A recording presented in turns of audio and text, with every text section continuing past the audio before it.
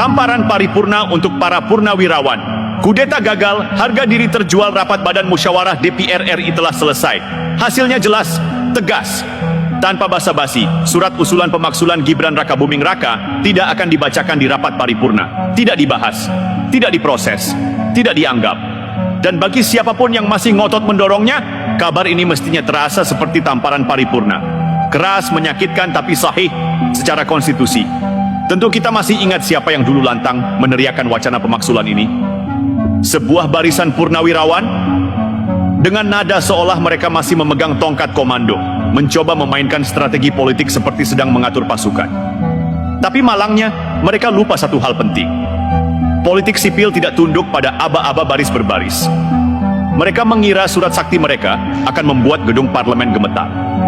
Nyatanya, DPR bahkan tidak sudi membacanya. Kalau lembaga legislatif tertinggi di negeri ini saja tak mau melirik, lalu siapa yang mau mengakuinya?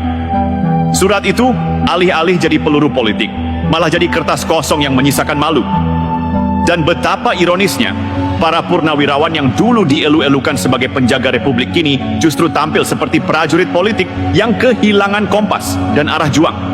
Kalau dulu mereka berdiri tegap menjaga konstitusi, kini mereka sibuk mencari-cari celah untuk menjatuhkan wakil presiden yang sayangnya buat mereka belum melakukan satupun pelanggaran hukum, moral, atau konstitusi. Apa dasar pemaksulan yang mereka ajukan?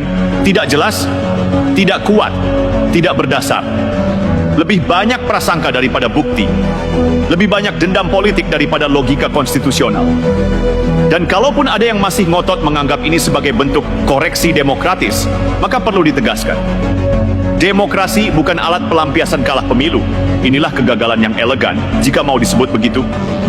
Sebab mereka melangkah dengan seragam kebesaran, tapi pulang dengan tangan kosong dan wajah penuh debu realita. Mereka menggertak, tapi tak digubris. Mereka menuntut, tapi tak dikabulkan. Mereka meneriakkan pemaksulan, tapi DPR bahkan tidak menoleh. Dan itu menyakitkan, setidaknya bagi yang masih punya rasa malu. Mari kita jujur saja, jika ada pelanggaran hukum, masyarakat pasti mendukung penindakan. Tapi hingga detik ini, tak satu pun pasal yang bisa menjerat Gibran. Tak satu pun pelanggaran konstitusi yang bisa divalidasi.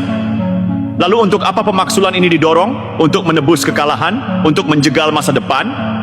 Atau sekadar menjaga gengsi mereka yang dulu merasa lebih pantas menang, tapi ternyata tak laku di mata rakyat?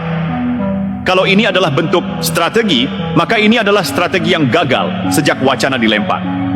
Dan lebih lucunya, ketika sudah jelas-jelas ditolak, mereka justru makin sibuk mencari alasan-alasan baru, membentuk tim kajian, dan menyebar ilusi bahwa ini semua demi kebaikan bangsa. Kebaikan macam apa yang dibangun dari fitnah dan frustrasi? Pemaksulan Gibran adalah cerita yang bahkan tidak sempat dimulai, tapi sudah tamat. Tamat bukan karena kekuatan Gibran semata, tapi karena lemahnya argumen dan bobroknya motif para pengusulnya. Dan sekali lagi, mari kita ulangi pertanyaan retoris yang layak dipajang di semua media. Kalau DPR saja tak sudi membacanya, lalu siapa yang mau mengakuinya? Bukankah ini justru mempermalukan para jenderal yang kini seperti prajurit politik kehilangan kompas? Silakan simpan medali. Tapi jangan simpan dendam. Rakyat sudah dewasa.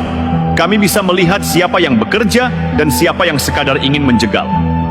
Siapa yang tampil untuk membangun dan siapa yang hanya ingin menyusun ulang papan kekuasaan dengan cara-cara memalukan.